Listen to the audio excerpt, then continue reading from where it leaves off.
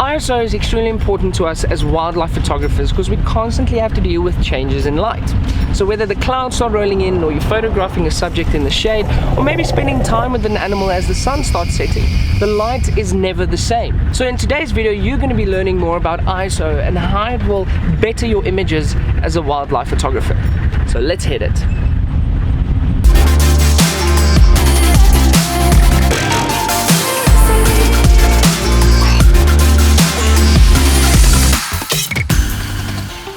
What's up, Safari Nation, and welcome back to another video. So you want to know more about ISO and how you can use it to improve your images.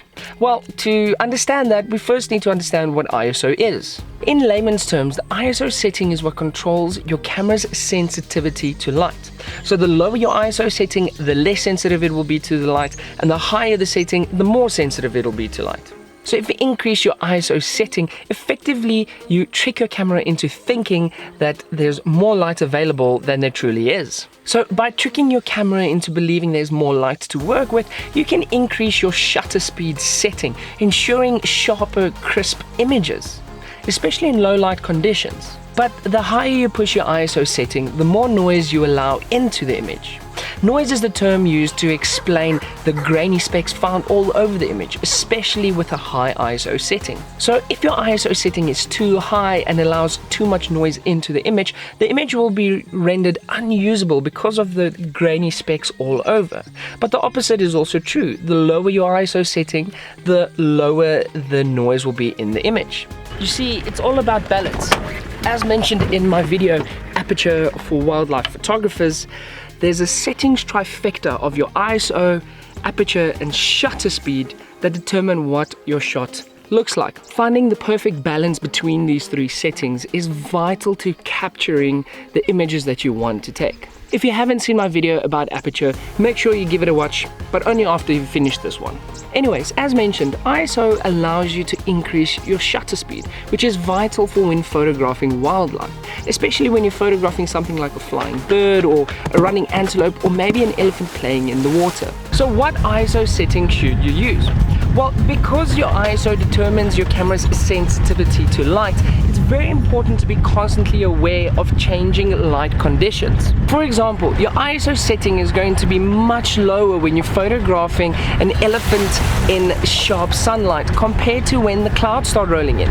And if you're photographing a bird in a shady section, your ISO setting is going to be much higher compared to photographing that same bird in the early morning sun. Practicing your eye to changing light conditions will help you choose the right ISO setting.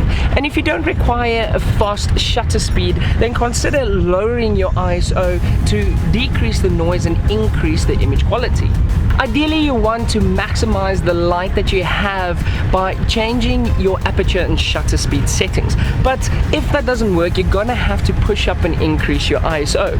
But more on balancing all of these settings in another video. Because an increase in ISO settings can affect the image quality, people can sometimes be quite stingy in how high they push up their ISO. But play around with your ISO settings and push it as far as your camera allows it so that you can learn and see where your limits are.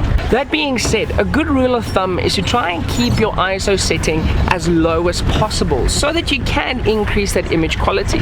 But don't do it to the degree where your shutter speed is too slow and you end up with a blurred image. Most animals are active in the early or later parts of the day where you have very little light to work with anyways, and if your shutter speed is too slow, your images are going to come out blurred due to camera shake or just a fast moving animal. So increase your ISO to increase your shutter speed. It's better to capture an image of an animal with a little bit of noise rather than having a blurry, unusable image.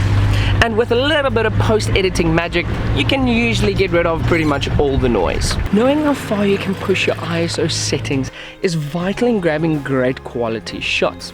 And depending on what camera setup you use, you'd actually be surprised on how far you can push your ISO settings. Also, how cool is this hippo out of the water? Obviously, in lower light conditions, you're going to have to pump up your ISO to get great quality shots. But how far can you push your ISO?